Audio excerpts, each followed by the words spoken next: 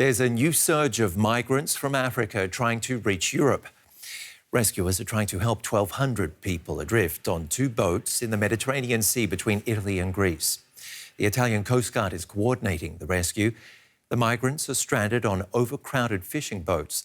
Authorities say there's been a sharp increase in crossings, with thousands of Africans arriving on the island of Lampedusa in the last few days. But many never make it. Aid groups say at least 2 people died and 20 went missing after their boat sank on the weekend. Floating at sea, packed with people and without a captain to steer it, the ship is in a dire state. Rescuers carried out a reconnaissance flight to assess the situation, with this call from a nearby cargo vessel laying out how bad things are. The boat is leaking.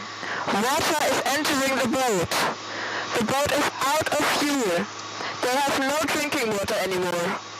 There's 1 pregnant woman in boat and 10 babies. Over. This isn't the only boat in distress in the area. Another one, carrying 800 people, is also adrift. Thousands of people have tried to make the treacherous journey across the Mediterranean on this weekend alone. The Italian coastguard said almost 2,000 migrants had been rescued from vessels in distress from Friday through to Monday. Official figures show over 28,000 migrants have arrived in Italy since the start of the year, almost 4 times that in the same period in 2022. Many of those people are fleeing conflict, violence and persecution.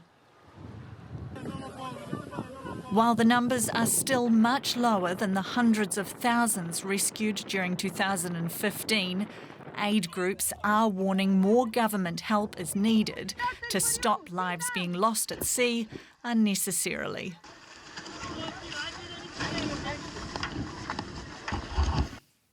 Mark Mikhailov is director of the North Africa and Sahel Observatory at the Global Initiative Against Transnational Organised Crime. Thank you for joining us. What sort of danger are these stranded migrants in right now? Well, significant for a number of reasons which we're very familiar with, but also for some reasons which we're less familiar with, in the sense that there's been a phenomenon over the past couple of years where a number of vessels have been leaving from the east of Libya to reach Italy, and another group leaving Turkey directly for Italy.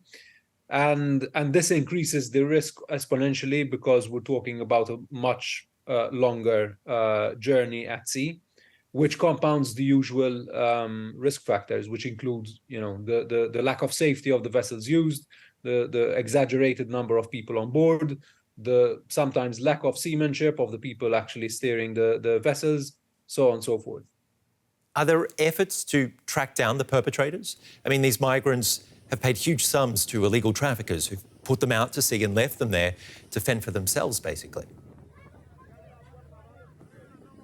Yes, they are. They're not sufficient, unfortunately. So over the past few years, there have been a number of initiatives taking place, which can be very quickly categorized in 2 baskets. One of them has to do with border control, putting up borders, putting up walls, defenses at the borders, so on and so forth.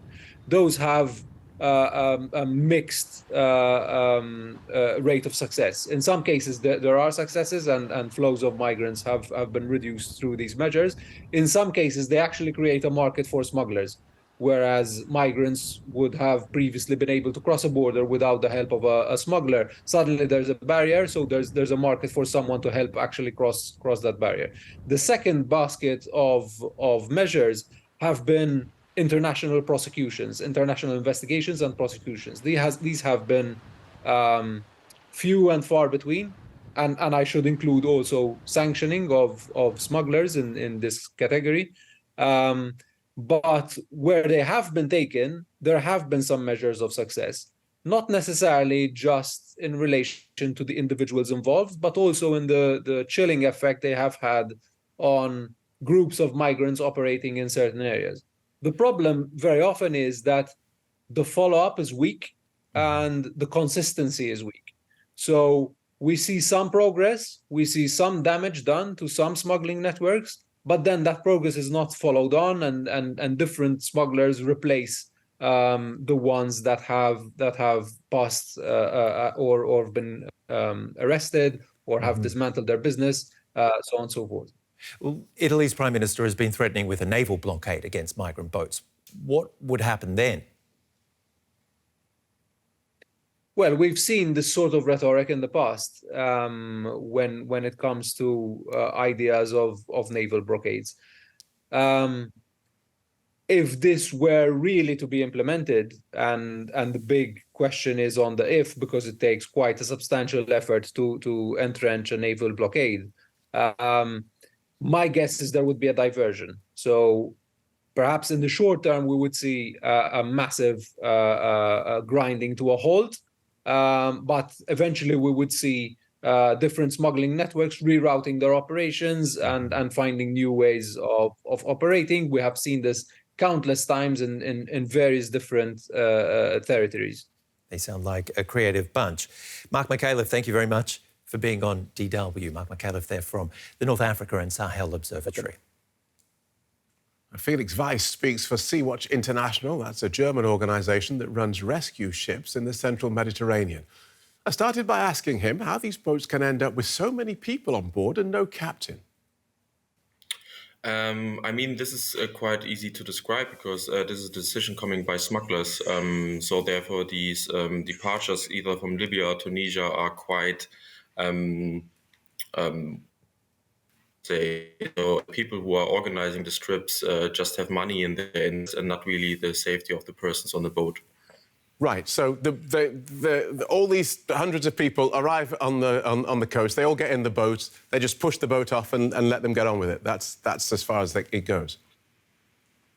Absolutely. I mean, there are different kind of procedures basically, and for us, it's also really unclear how this entire system must work. But this boat, for example, left Tobruk, which is in the east from Libya. So the journey anyway will take up to 3-4 days in Italy. So to put that amount of money on a boat like this is absolutely dangerous, and they have absolutely no interest basically in the safety of the persons. Now, Italian authorities say more than 2,000 people have been rescued since Friday. What's likely to happen to them now under Italy's new right-wing government, which has promised to crack down on migration? So during the night, we received the information coming from the alarm phone, which is an emergency hotline for persons on move, that the Italian Coast Guard is still next to the boat. So the Italian Coast Guard, basically that an escort voyage is more safer because the weather conditions also during the night were so bad, which makes the rescue operation actually quite tricky and really difficult. But of course, I mean, while corpses are being washed in Italian strands, rescue ships are getting blocked at the moment. And these ships who could sail out are getting forced by a new Italian decree to carry out only one rescue operation. And then they're also getting super far wide ports assigned for disembarkation. So these entire measurements basically is coming now to the results that we're going to see in the central Mediterranean Sea right now. What's behind this surge that seems to have occurred, this increase in the number of people trying to cross the Mediterranean lately? It's really difficult to say, but it's of course a difficult human rights situation in Tunisia and Libya that we're going to see in the last couple of years. The crumbling economy in these countries and very high inflation are currently driving people in the country to flee. And at the same time, for example, the president of Tunisia has blamed migrants for the current situation, which has led to racist attacks within the country. And Libya has faced several civil wars in the last couple of years, which made this country such a migration hub that we're going to see at the moment. But there are different kind of explanation why so many people are basically fleeing Libya and Tunisia at the moment. OK, thank you so much for joining us and outlining that for us. Felix Weiss from Sea-Watch International.